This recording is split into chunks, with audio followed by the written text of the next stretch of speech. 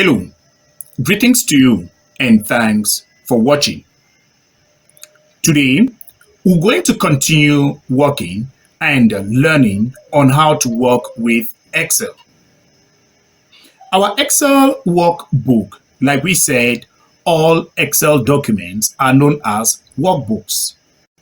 We said each workbook contains one or several worksheets. And we said that in a worksheet, we have various cells. A cell in a worksheet refers to a place where a column intersects with a row. We showed you yesterday in our previous lesson how this is achieved. Today, we're going to continue, and most of you have received this exercise already. And today, we are going to work on this exercise.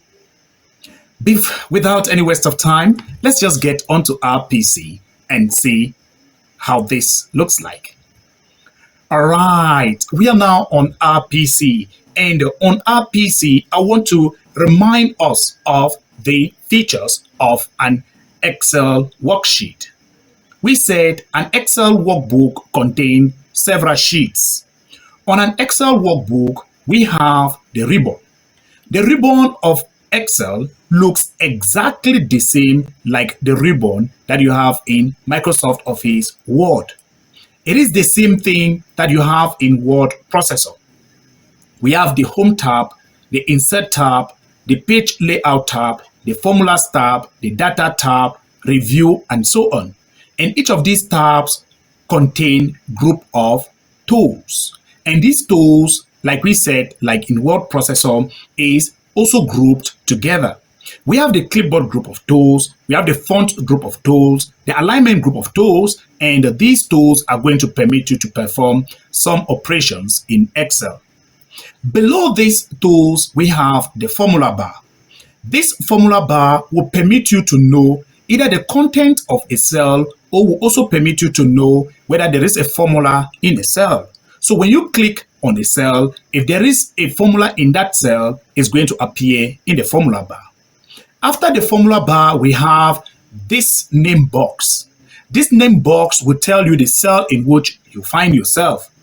Remember, we said cells in Excel are named by giving the column in which it appears and the row number that it appears with.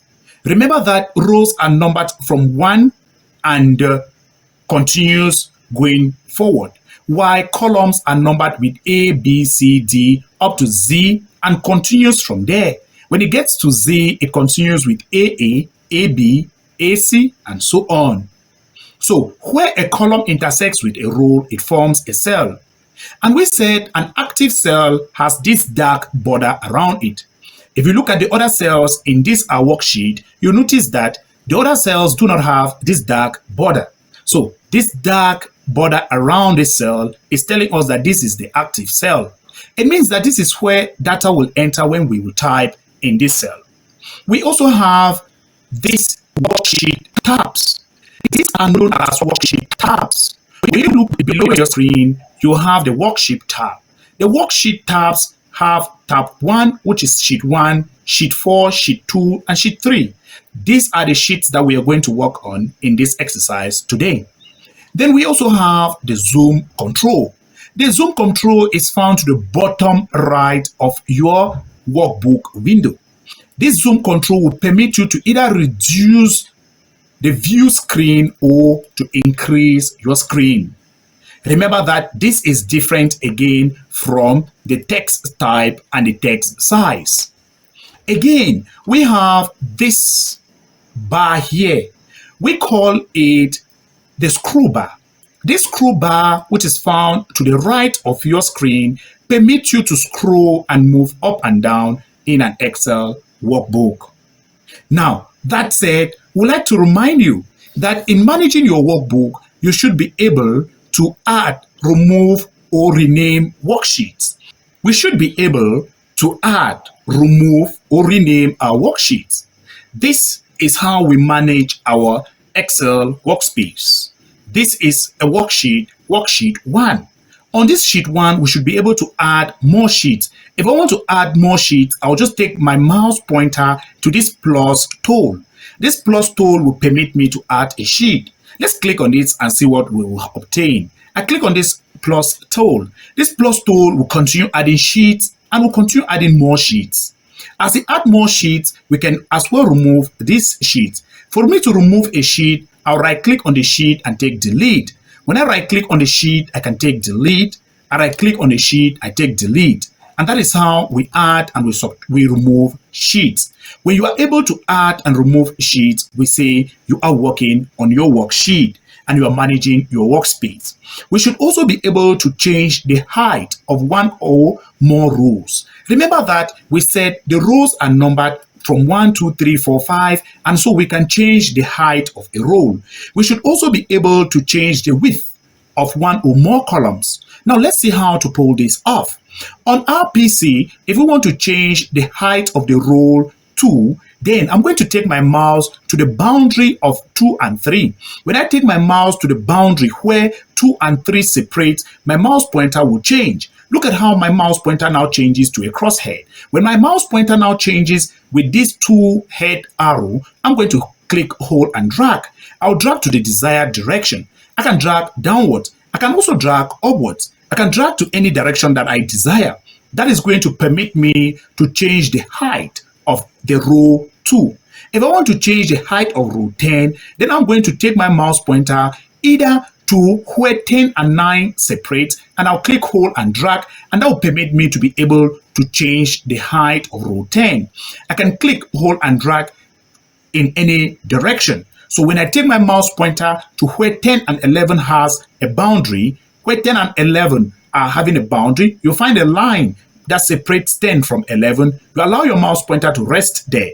When your mouse pointer is resting there, it's going to change. The head of your mouse pointer will change. When it changes like this, you go ahead and click. When you click, hold, and drag in any direction, you will be changing the height of this row. Now, we should also be able to change the width of one or more columns. If I want to change the width of column B, then again, I'll take my mouse pointer to where B and C are having a separation. Now, look at the line that separates B and C. Take note that I'm taking my mouse pointer is moving along this bar. We call this bar the ruler, the column ruler, and this is the row ruler. This vertical ruler here is the row ruler, and this is the horizontal column ruler. You don't take your mouse pointer down. If your mouse pointer is on a cell, it will not permit you to adjust the width. Now let me take my mouse pointer to where the line that separates C from D. My mouse pointer now changes. Look at how the arrow is now pointing. The arrow is now pointing to the left and to the right. It tells me that I can now click, hold, and drag to the left or drag to the right. That is going to permit me to change the column width of the row of the column C. When I'm able to change the column width of the column C, that will permit me to either fit text or expand the column so that text can fit in well. We should also be able to insert extra rows or extra columns. Now let us take, for example, that we have been entering data and we desire to add more columns. We are going to right click on the column where we want to insert more columns. When I right click, a pull down or a drop menu will appear. On this drop menu that appears, we can insert a column, we can delete a column, we can clear the contents of a column, we can format the cells, and we can adjust the column width. We're going to see how to adjust this column width in subsequent lesson. We can as well copy or cut the contents of a column. In the same manner, we can do the same to our rows. If I want to insert a row or copy a row, I can right click also on a row. Now take note of where my mouse pointer is. My mouse pointer is not on a cell. My mouse pointer is on this vertical ruler. This vertical column, this vertical row ruler, that's where my mouse pointer is. And I'm going to go ahead and right click on any of the columns. I right click on column 7. I right click on row 7.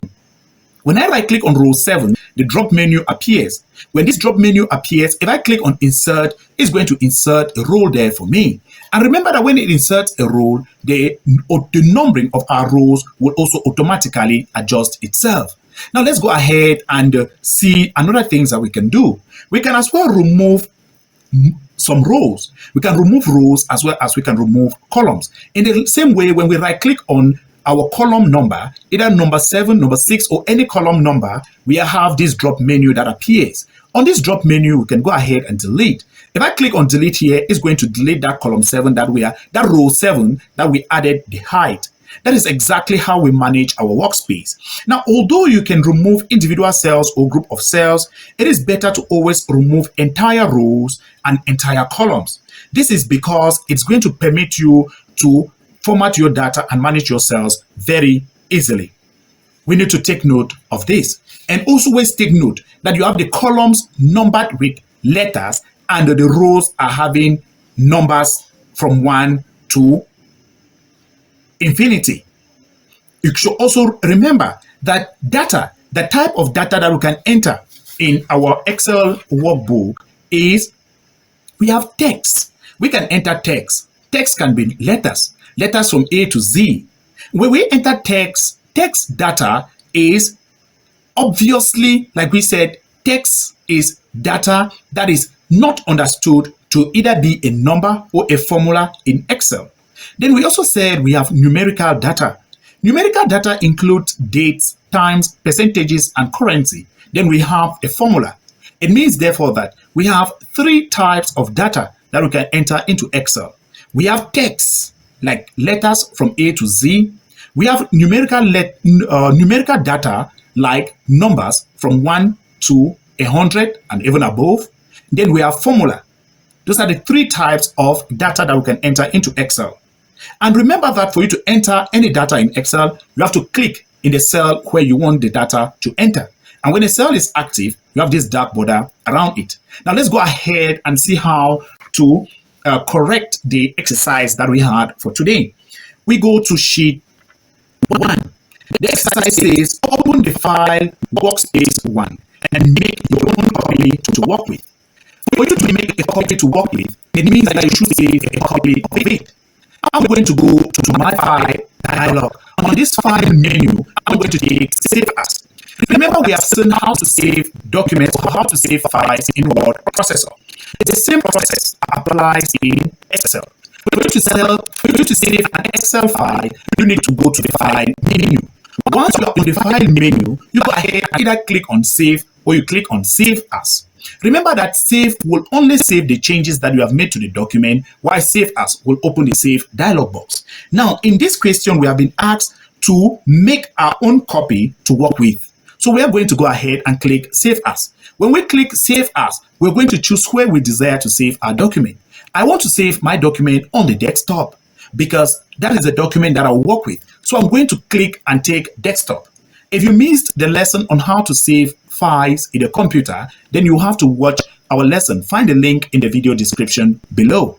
I'll go ahead and call this isofile document. Isofile doc. I'll click on Save.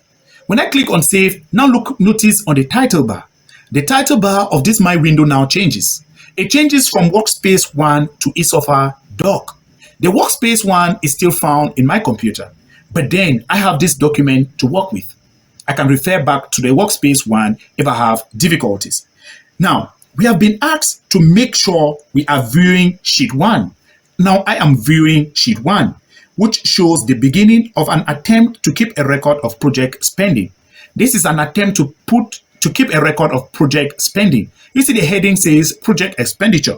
Now we have been asked to rename Sheet 1 to year 14 to 15 and set a red color on the tab. Now let me go ahead and do this. For me to rename a sheet, I'm going to bring my mouse pointer to the sheet and right click. When I right click on a sheet, I'll take rename. When I take rename on a sheet, it will now permit me, the blinking cursor is now there. I can now go ahead and rename the sheet. We have been asked to give the name of this sheet year 14 to 15. So that is what we're going to do. And when that is done, I'll click elsewhere in the document. Now notice that the name of my sheet has now changed. It has changed from the sheet 1 to year 14 to 15.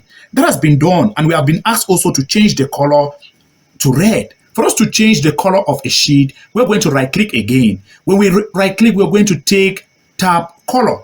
We take this tab color and we now take red. When we take red as our tab color, now notice that our tab color now changes from the color that it had to red. That already looks quite good to me. And that is exactly what I wanted to do. And so I can go on to the next option. The next option now tells me to increase the width of column B. So the text in rows 3 to 12 feet. Okay. Now, I've been asked to increase the width of column B. Now look at column B. I'll click on B. When I click on B, the entire column B highlights. Now look at the text found in row 7. Row 7 contains the data accommodation. Now look at the fact accommodation goes out of the cell B7, which was supposed to fit there. Now look at row 12 also. The data that is found in row 12 is date checked. On this date checked, notice that it does not fit. Okay, we have been asked to adjust to increase the width of column B so that the text in rows 3 to 12 fits well. Now let's go ahead and do that. We're going to increase the width of this column by allowing our mouse pointer to rest where column B and column C is separated. When we allow our mouse pointer to rest there, our mouse pointer will now change to this four-headed arrow. I'll click, hold, and drag until it fits. Okay, now look at that. We have increased the width of column B. We are now able to read well. We now see that text no longer overflows out of the cells. And this is quite okay to me. And that's exactly what I was asked to do. That I've done it very well without any difficulty. And we can now see that what we wanted to do has been done. And we can continue and go ahead to do what we want to do. We have been asked in the third step to reduce the height of row 7 to match the other rows. Now look at row 7. When you click on row 7, notice that row 7's height is more than the height of the other rows. Now check out row 2. Compare row 2 and row 7. Now compare row 9 and row 7. Notice that row 7 alone is larger or is more than the other rows. We have been asked to reduce the height of row 7. Now I'm going to click, hold, and drag to reduce. Now look at that. Check that out. It looks quite okay now for me. We notice now that row 7 now has the same height as the other rows. Remember, we said for you to adjust the height of a row, you need to take your mouse pointer to where that row is separated from the other row, and we click, hold, and drag to the desired direction. That we have done, and it fits okay. Now we have been asked to adjust the width of columns D1. So they are equal, and the dates in row 12 are clearly visible. Now let's look at the width of columns D to I. The columns D to I, look at how it is. When we see columns D, we notice that text that is found in row 12, it is not visible. Now look at this. Check out this. You notice that we are not able to see what is found in row E. We are not also able to see what is found in row F. What is found in row I, we are not able to see it. And we have been asked that we should adjust the width of columns D to I, such that this text fits okay. Now let's do that. I'm going to adjust the width of columns in E. I will adjust until I see the text that is found inside. I'll do the same for my column F. And I'll adjust until I can see what is found inside. I now know that I've done it well.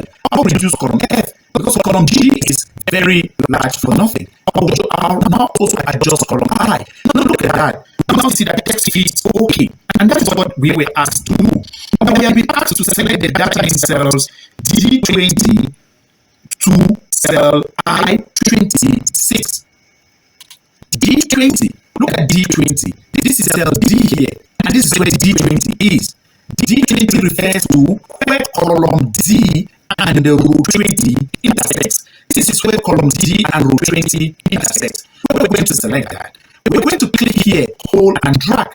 When I click hold and drag to the desired direction, I have been able to select it up to cell I26. It means that I'm going to click my mouse pointer in D20, drag until I reach I26. When I reach I26, I've highlighted from D20 to I26. That is what we have been asked to do. And we have been asked to move it to the range D3 to I9. It means that we are going to right click and cut. When I right click and cut, it means that I want to remove this data from here to a different position. I have been asked to put it at the range D3 to to I9. It means that I'm going to highlight from D3 again to I9. When I highlight from D3 to I9, I'm saying that I want to remove this data from here and paste it up here.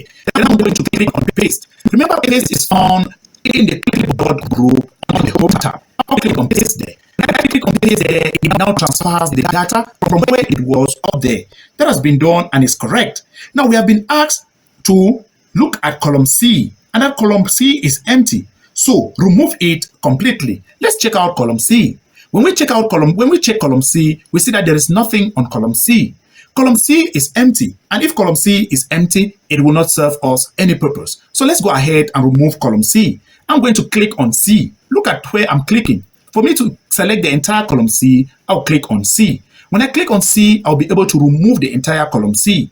I'll now right click. When I right click and I'll take delete, look at the various options that are there. I have the opportunity, I can cut, I can copy, I can insert a new column, I can delete, I can clear the contents, and so on. I want to delete this column. So I'll go ahead and select delete from the drop-down menu that appears. So I'll click on delete. When I click on delete, column C now goes away. But now look at what happens. The data shifts. What was found in D now is found in C. It means that despite the fact that we deleted C, the label for column C is still there. So we find out that column C is still there. We have been asked to insert a row between subsistence and printing, and then we should label that row hospitality in column A. Now let us look at how to insert this row. We are going to insert a row between subsistence and printing. I'm going to click on subsistence. When I click on subsistence row, I'll right click. When I right click, I want to insert a row here. I'll click on insert. When I insert a row, notice that my row is inserted before subsistence. That is not what I want to do. So I'm going to undo this. I'll use the undo tool found on my ribbon. I'll click on undo. When that undoes the option, I'm going now to click on printing. When I click on printing, I want to insert a row. This row will now be inserted between subsistence and printing. And we have been asked to name this row, to give it a name hospitality. So I'm going to click on hospitality and give it a name hospitality here. Let's put in hospitality using our keyboard. I'm going to enter the letters as they are using my keyboard. I've entered hospitality. And when I enter hospitality, we have been asked to enter these hospitality values for October to March. The hospitality values from October to March, they include 50, we have 0, we have 25, we have 35, we have 5, we have 0, and we have 35.5. I'm sorry about that. We have 35.5, we have 0, and the last value is 65. Now we have done that, and that's looking quite all right. That is exactly what we were asked to do.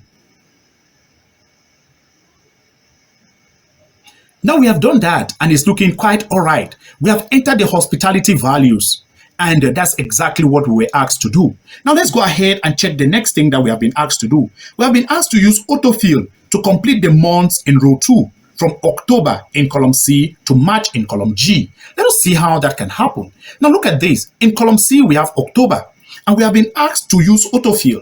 We said autofill, for you to use autofill, you take your mouse pointer to the bottom right of your field of the active cell. When you take your mouse to that bottom right, it changes to this crosshair. When it changes to this crosshair, we click hold and drag in any direction. Now this is October. Excel will know that this is the month of October. So when we will click hold and drag, it is going to fit in the other months. Now look at that. It enters November, December, January, February, and March. It means that in Excel, we don't need to enter these other months. We have used autofill. Remember that. Let me hit undo and we'll check that out again. When I hit on undo, we can now look at this. You see that we can now use this our autofill handle to click, hold, and drag to the right. That will permit us to enter November, December, January, February, up to March, as we have been asked to do. And that is March. And that has been done, and it has been done in the right way. We have been asked also to use autofill to complete the items referenced in column A, the rows 3 to 9 with items numbered 1, 2, 3, 4, and so on down to 8. Now look at this. The item reference have been numbered in column A, And in column A, we have the items numbered 1, 2. Now we want to continue this up to 8 for printing. Now, how are we going to do this? We're going to highlight 2, 1 and 2. That will tell Excel that this is a numbering. It is numbering from 1, 2, and it should continue to 3, 4, 5, and so on. Now, I take my mouse pointer again to the bottom right of my active cells. I'll click, hold, and drag in the desired direction. Now, check that out. It auto-fills the numbers from 3 to 8. And that has been done, and I can say it has been done perfectly well. We have been asked to use in row 2 to turn on text wrap and adjust row height if necessary. So 6-month subtotal wraps to lines to column edge. Now let's check that out. We've been asked to use in row 2 to use text wrap. Let's check out row 2. When we see row 2, we realize that 6-month subtotal is not found in column I alone, because part of it is found in column J, whereas that text is supposed to be found only in column I. We can adjust the width of column I such that it fits okay, but that's not what we have been asked to do. We have been asked to use text wrap. When we use text wrap, whenever text goes out of the cell, so we are going to use our text wrap. The text wrap is found on the home tab in the alignment group. So let's go ahead and allow us column I the way it was. Now we're going to go ahead and use text wrap. When row 2 is highlighted, we're going to go on the home tab to the alignment group and click on this wrap text tool. When we click on this wrap text tool, notice that our subtotal is there, but part of the text in column I is not appearing. So we're going to check out this. Where is it? We're going to adjust the row height of row 2. To adjust the row height of row 2, we're going to take our mouse pointer to where row 2 is separated from row 3. We allow our mouse pointer to rest there. When the mouse changes, when the head of our mouse pointer changes, we click, hold, and drag downwards. When we adjust until we have 6-month subtotal appearing okay. That is what we have been asked to do, and that we have done correctly. Now, we are told that there is a redundant copy of the expenditure values on sheet 2. A redundant copy of the expenditure values on sheet 2, and that we have been asked to delete this sheet completely. So we have been asked to delete sheet 2 completely. Let's go ahead and delete sheet 2. For us to delete sheet 2, remember we said we're going to delete the sheet, you right-click on the sheet. When I right-click on the sheet, I have this menu that appears. Go ahead and click on delete. When we click on delete, it deletes sheet 2. When sheet 2 is deleted, we are told the last step is that sheet 3 is data from the previous year. We rename sheet 3 as year 13 to 14. Let's go ahead and rename sheet 3. For us to rename sheet 3, I'm going to right-click on sheet 3. When I right-click on sheet 3, I have the various options that appear. I'll go ahead and click on rename.